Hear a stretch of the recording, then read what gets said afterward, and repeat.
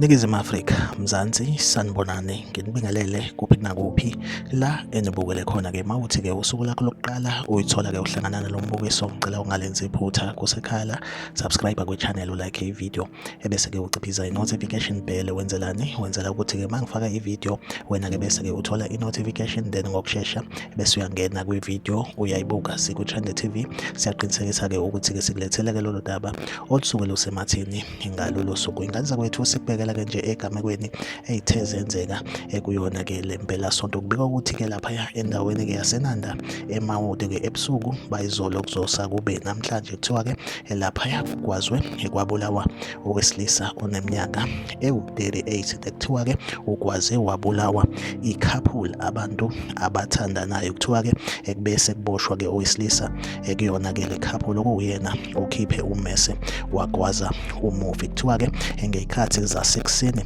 ekubese kuboshwa-ke futhi owesifazane ekuyona-ke le couple yena-ke echajwa icala elokuthi-ke uwashe iy'ngubo ey'negazi ngenhloso yokuthi-ke acishe ubufakazi. Lesigameko senzeke lapha endaweni-ke yaseMawoti eNanda. Like ivideo, subscribe kwi-channel, uphinde ucommente kwi-comment section ungitshela ukuthi kuthini ukuphawula kwakho ngalolu daba. Ziku-Trend TV ngizohleze ngikhona engulethela-ke esebatheni usuku nosuku, asihlangabezane kwivideo elandelayo.